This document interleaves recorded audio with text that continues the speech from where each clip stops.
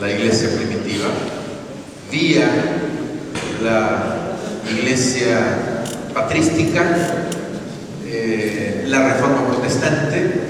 Si tenemos un bagaje histórico muy importante como iglesia y tenemos que hacer honor a ese legado y tenemos que conocerlo, tenemos que articularlo adecuadamente, porque muchos de los errores exegéticos que se cometen al realizar nuestro quehacer teológico prescindiendo de este legado son errores que nos llevan luego a una práctica pastoral inadecuada. La práctica pastoral muchas veces antibíblica. Cuando hablo de pastoral, otra vez estoy refiriendo a la práctica de la iglesia como un todo. La pastoral entendida como la acción de la iglesia, es el concepto de Orlando Costa, ¿verdad? La pastoral, ¿no? La acción de la iglesia frente a una situación humana en función de la misión de la iglesia. Esa es la pastoral, ¿no? Y es la acción de toda la iglesia. Los materiales que asignamos para la lectura son materiales que nos hablan de diferentes trasfondos y lo que buscan es enfocar aspectos específicos de la temática que estamos tratando. Entonces vamos a ver el grupo rojo y el grupo amarillo son los que van a compartirnos acerca del primer documento, la teología, una profesión en vías de extinción. Es un planteamiento muy interesante, ¿no? Hablamos de quehacer teológico y nos viene aquí esta pregunta: ¿es un quehacer en vías de extinción? ¿En qué medida? Entonces es un quehacer en vías de extinción. ¿Por qué? ¿A qué se debe? ¿No? Entonces, el grupo rojo, representante o la representante del grupo rojo,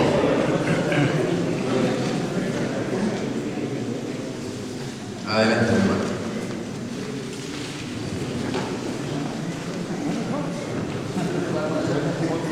Dios les bendiga. Vamos a hablar sobre las propuestas o perspectivas que habla el tema de la teología, una profesión en vías de extinción. Los planteamientos que vimos aquí expuestos son que el trabajo del teólogo es confuso muchas veces, que en lugar de aclarar mete más dudas.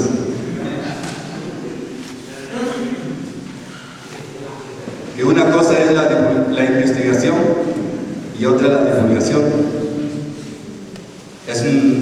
Ese paso y esos procesos a veces se dificulta. Hay mucha investigación, pero no se sabe pasar. También otro planteamiento es que se da en este tratado es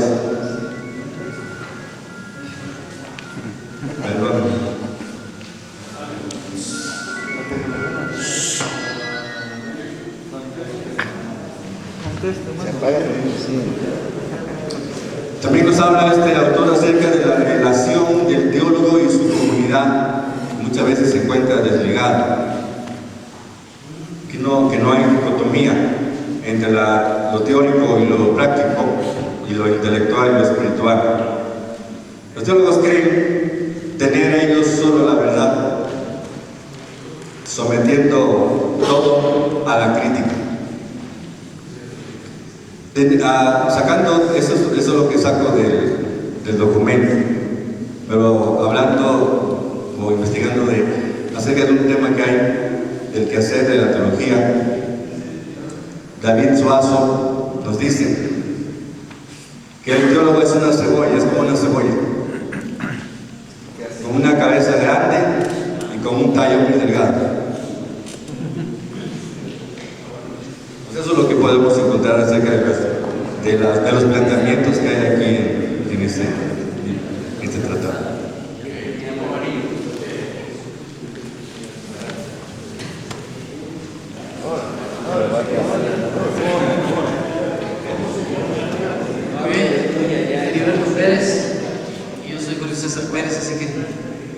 Bien, Pérez al cuadrado. Bien, nosotros al estar analizando esto vimos algunos planteamientos muy parecidos, pero un poco más observando la situación. Es que a nadie le interesa la teología en estos tiempos, es lo que para nosotros el autor nos dice, y las razones por las cuales él presenta es que porque la teología no tiene nada que ofrecer a la iglesia de estos tiempos, es lo que él dice. Nosotros estábamos analizando esto, después voy a presentar la reacción.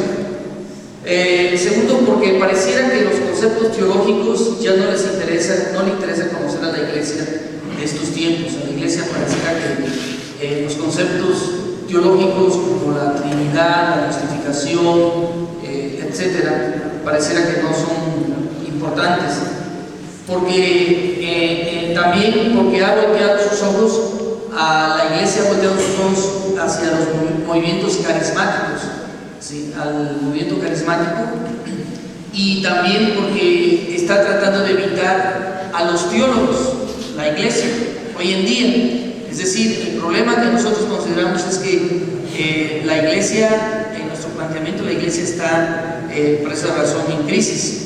Que los escritos de los teólogos no son accesibles a la gente común y corriente, porque las editoriales normalmente son los católicos romanos son los que han estado traduciendo los escritos de los teólogos protestantes y se imprimen en España, y por lo tanto no han estado accesibles a la gente común.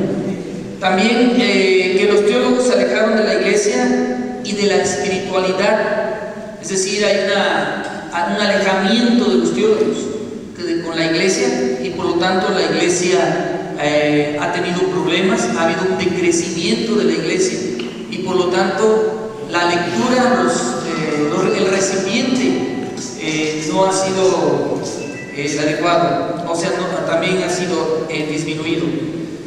También la teología la elabora, veíamos un comentario que a pie de página el autor menciona que Karl Marx le preguntó que quién hacía la teología, y él, sin dudarlo, sin temblarle la mano, él dijo que la iglesia, y el autor está en desacuerdo total de que la iglesia sea la que hace la teología. Según el autor, dice que son los teólogos, ellos son los que hacen los libros, que escriben, son los que firman, son los que presentan la propuesta. Entonces, por otro lado, también hemos observado que los teólogos han puesto sus ojos más en los grupos, algunos grupos que tienen conflictos, grupos minoritarios, o grupos que son como por ejemplo los pobres, la teología de la mujer, o el feminista, o sea, se ha interesado más en los sectores minoritarios que en sí en la iglesia. Entonces, el diagnóstico que plantea el autor, en cierto sentido puede ser correcto, pero la iglesia ha puesto sus ojos, el hecho de que la iglesia haya puesto sus ojos en los movimientos carismáticos y que los teólogos se hayan apartado de la iglesia, ha hecho que realmente exista una separación. En nuestra crítica, nosotros creemos que aún a nivel nacional la iglesia está muy lejos de hacer teología, y que nuestra denominación también en ese sentido requiere de una revisión en su teología, en su reflexión, en hacer una reflexión teológica seria. Es lo que... Bien, gracias.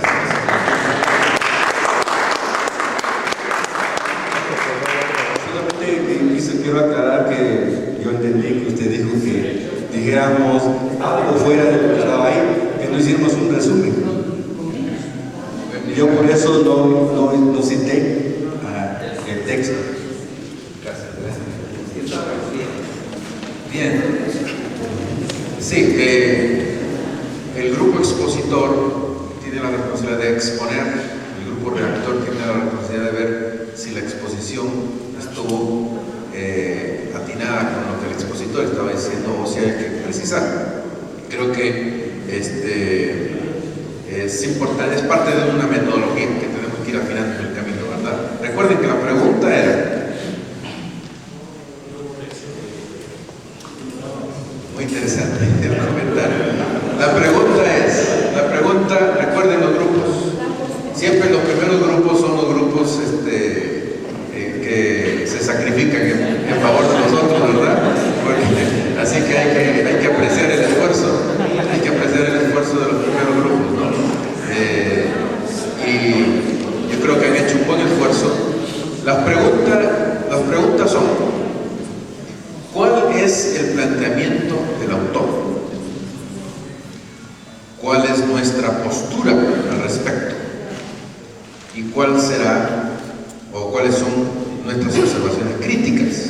Entonces, en este caso, por ejemplo, David Roldán es argentino.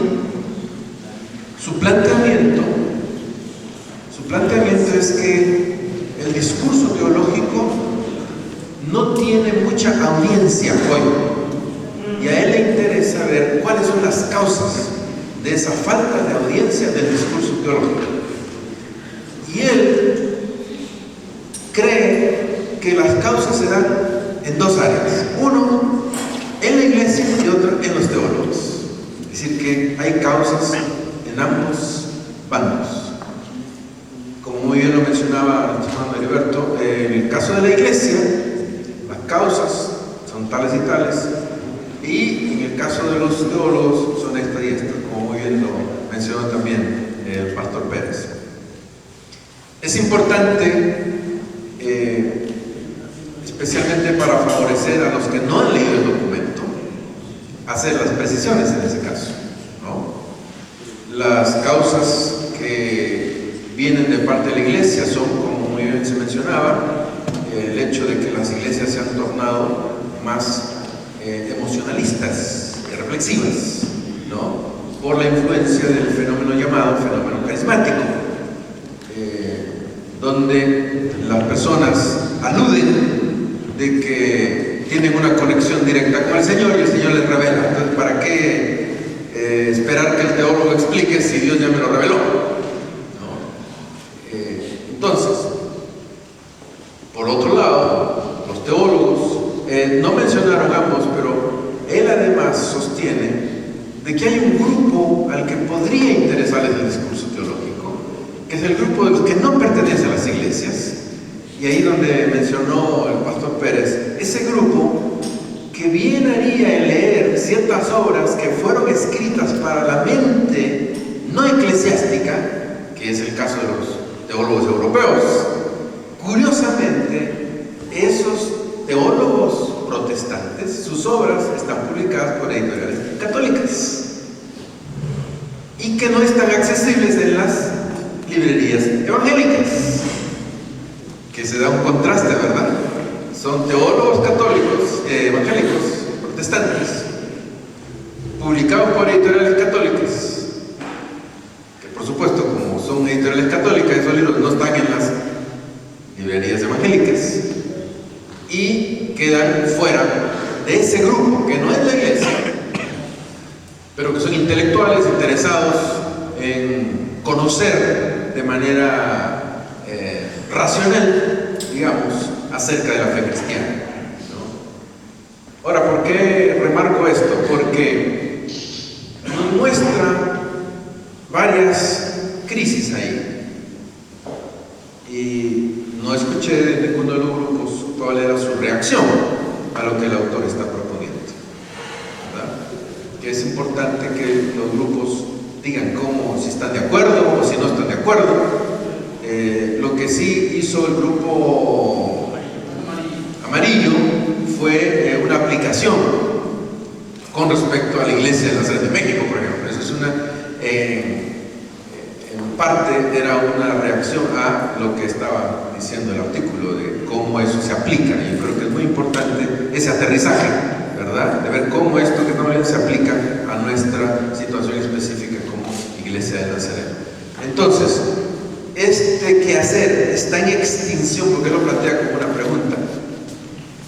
La pregunta que yo haría es: ¿está en extinción? Para los grupos rojo y amarillo, ¿es un quehacer que está en extinción? Sí. Es decir, ¿que va a desaparecer? No, que está en peligro, pero no está en... Muy bien, eso hubiera sido una buena reacción, ¿verdad? Está en peligro, está agonizando, pero no necesariamente tiene que terminar. Ahí es donde viene la parte personal. ¿Qué rol jugamos en el hecho de que no desaparezca este rol? ¿Verdad? ¿Qué compromiso asumimos nosotros en hacer que el quehacer teológico esté primero más conectado a la iglesia, sea menos técnico, ¿verdad? Y sea más instrumental en función de la misión de la iglesia? Si bien es cierto, la iglesia como un todo no genera teología, pero la atmósfera de la iglesia es fundamental para el quehacer teológico.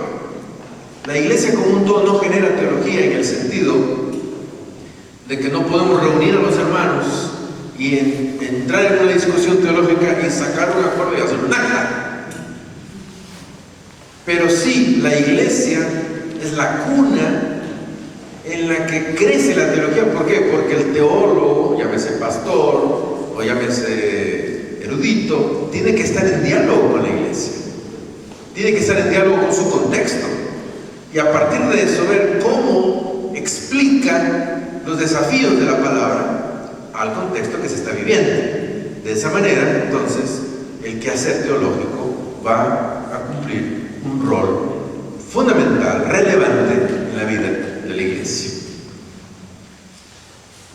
No va a morir el quehacer teológico porque, como decía el Señor Jesús respecto al testimonio, ¿verdad? Si estos callan, las piedras van a hablar, ¿no? Dios nunca se queda sin testimonio en medio de su iglesia.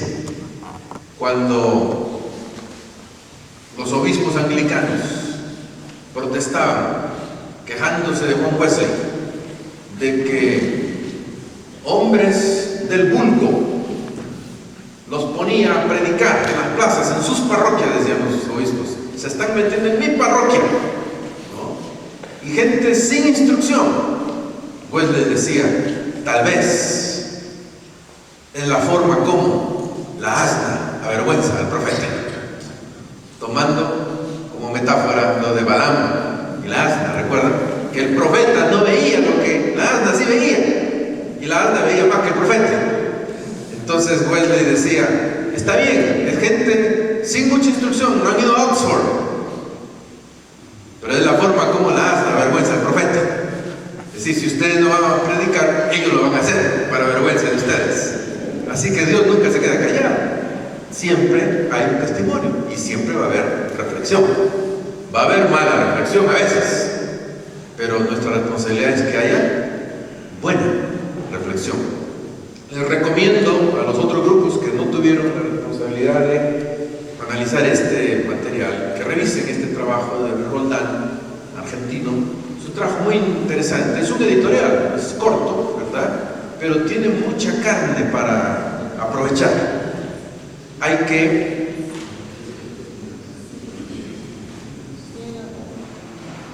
necesitamos no solamente hojear un material, sino hojearlo. Es decir, no necesitamos solo hojearlo con H, sino hojearlo sin H.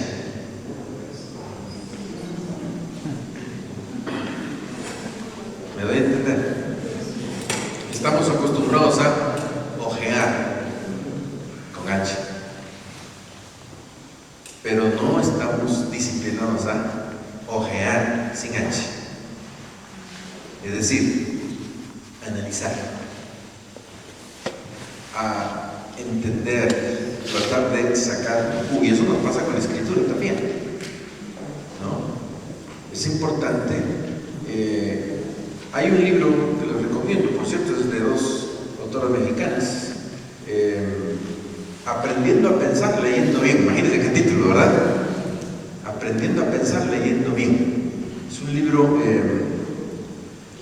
que estas psicólogas lo escribieron después de hacer un estudio de universitarios en México, estudiantes universitarios.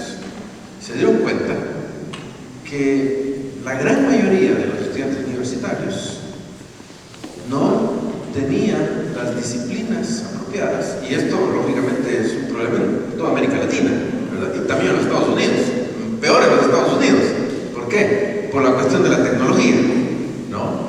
La cultura de la imagen, la que está ahora primando, y los muchachos muchas veces tienen un texto ahí, es todo un lío para que analicen un texto, no sea de una página, sea de 2 páginas, sea de 3 páginas, ¿no?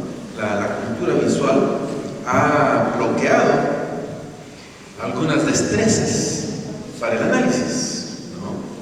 Entonces, este libro es muy importante porque habla de las destrezas que hay que desarrollar para aprovechar una lectura. El tipo de lectura que se necesita hacer y cómo hacerlo, ¿no? Incluso da consejos de cómo decidir cuando uno va a comprar un libro. Hay unas técnicas que bien interesante ese libro, ¿verdad? Así que la editorial no recuerdo ahora, pero yo puedo dárselos esta tarde o mañana. Lo tengo en mi computadora, porque es una lectura obligada para mis alumnos de maestría allá, que empiezan a sufrir con los materiales que les ponemos ahí. Ya después que leen ese material, ya pueden ser justificados y enteramente santificados, ¿no? Académicamente. Así que la mayoría quedan en el limbo al comienzo, ¿no? Entonces, nuestro interés es ver si este quehacer teológico tiene futuro. Y tenemos que decir que sí. Sí, porque la iglesia lo necesita. La iglesia lo necesita, ¿verdad? Y en los diferentes niveles, como veíamos ayer, ¿verdad? Nivel popular, el laos, a nivel litúrgico, la predicación, la alabanza, la adoración, a nivel erudito, por supuesto. En los 3 niveles se necesita el quehacer teológico. Necesitamos poner el esfuerzo en esta preocupación. Muy bien, entonces damos el turno ahora al grupo azul y luego al grupo naranja. La identidad del teólogo. Un aporte a partir de la experiencia de Pablo de Tarso. Este es un artículo tremendo, muy enjundioso, ¿verdad?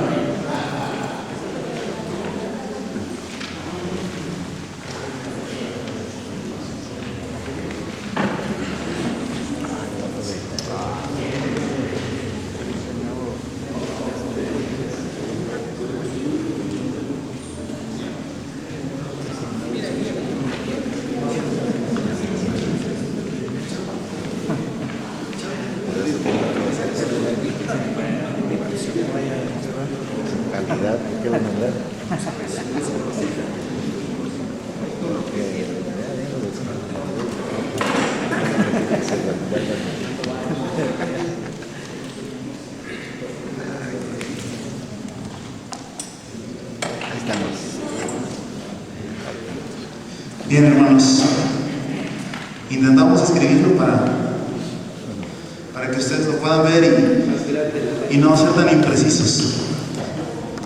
Entonces, dice ahí la primera pregunta: ¿cuáles son los planteamientos básicos del autor? Y viene ahí plantear la teología mediante su experiencia vivencial, la experiencia al camino de Damasco, lo que él vivió. En ese sentido, su experiencia vivencial tiene que ver con el encuentro con Jesucristo, y este encuentro con Jesucristo, lo vamos a ver más adelante, lo lleva a una serie de momentos, ¿sí? Incluso lo vamos a revisar más despacio. Y entonces un teólogo se vuelve, como ya lo hemos visto, alguien que reflexiona desde el encuentro con Jesucristo. Es decir, es necesario este encuentro vivencial para poder hacer una teología completa. Dice también otro de los planteamientos fundamentales: la Biblia no se puede utilizar para justificar tesis preconcebidas u opciones individuales. Todo lo que nosotros tenemos como preconcepción, aquello que ya nuestros prejuicios, intenciones o lo que queremos predicarle al pueblo, a veces tiene que retraerse para poder encontrar realmente las verdades que aparecen al momento de acercarnos a la referencia bíblica. La Biblia como texto de experiencia paradigmática, el teólogo utiliza la Biblia como texto de referencia de experiencia paradigmática y descubre un modo específico de ser en el mundo. Está muy con términos muy peculiares, ¿no? Pero lo que es esta experiencia paradigmática es una referencia vivencial que permite una forma de verse en el mundo. Entonces, cuando el teólogo, su experiencia al ver la Biblia, al reflexionar sobre ella y sobre este mensaje, no le permite verse en el mundo, automáticamente está descontextualizado, está ajeno a lo que está viviendo. Entonces el teólogo, para eso a veces está, bueno, así lo entendemos, como ese paradigma, como esta experiencia paradigmática. El segundo punto es plantear la identidad del teólogo. Inicia con una identificación y encuentro existencial con Cristo resucitado. Ahí se fue una minúscula. La doctrina se anquilosa y el teólogo, paralizado en sus conceptos como doctrinas absolutas y cerradas, no solo manifiestan la muerte de la palabra de Dios, sino que también afirman de manera equivocada la dimensión estática de la revelación. Es decir, cuando un teólogo, ahí está para debatir ahorita, cuando un teólogo toma ciertas verdades como y ya inamovibles, incuestionables, que van a ser ahí por siempre, automáticamente le pierde vitalidad. Ahí incluso habla de la muerte de la palabra de Dios, ¿no? que para nosotros es la herejía, ¿no? La muerte de la palabra de Dios en ese sentido, no tiene vitalidad. Pero no solamente no tiene vitalidad esto, sino incluso ya no hay revelación para el pueblo, ¿sí? Entonces, pongamos a pensarnos en pasajes clásicos cuando hablamos de que ya no había revelación para el pueblo, y quizá no es porque no existiera la palabra de Dios, ¿no? Sino no existía este acercamiento para lo que Dios tenía para ese tiempo, para el pueblo, ¿no? No había revelación en ese sentido. Bueno, esos son los planteamientos que más o menos menciona el autor, que también es Roldán. No sé si serán hermanos o más coincide la situación, ¿no? Sí, no, hermanos. Bueno, esa curiosidad me llegó, simplemente morbo académico. Luego dice, ¿cuál es nuestra postura al respecto? Entonces vimos aquí que tenemos coincidencia en lo que menciona el autor en una parte, que ahorita no tenemos la referencia exacta, pero él habla de 4 momentos en la vida de un cristiano, utilizando la referencia de Pablo. Y entonces el teólogo aquí dice que debe de encontrarse con Jesucristo resucitado, y en este proceso lo identifica claramente en el encuentro de Damasco. Jesús se atraviesa en el camino de Pablo, y luego hay una ruptura. En este caso la ruptura es después de ese encuentro con Jesucristo. En ese momento él dice, bueno, las cosas van a ser distintas, Pablo, ¿sí? Y es donde hay un rompimiento. Él le habla del paradigma, pero no solamente un rompimiento del paradigma, ¿no? sino una forma de experimentar diferente la religiosidad. Y esta forma de experimentar diferente la religiosidad lo hace experimentar diferente su propia vida. Entonces, en este rompimiento aquí es donde habla que también debe de existir. Y luego habla de flexibilidad, y esto intenté revisar un poco y utilizar los pasajes ahí que menciona el autor, y que es cuando descubre esta nueva vida, en esta nueva forma de ver, de pensar, empezar, de comprender su existir en relación a Dios, este Dios que se le ha revelado por medio de Jesucristo resucitado, entonces él debe de empezar a construir una nueva forma de estructurar su vida de fe, en la que haya posibilidad de cosas contextuales, ¿sí? Y entonces porque él era un buen seguidor de la ley, ¿no? Y la sabía aplicar muy bien. La cuestión es que esa forma de aplicarla se dio cuenta después de enfrentarse a la realidad que había sido mal aplicada, ¿no? En ese sentido. Y entonces aquí podemos ver que dice ejercicio de una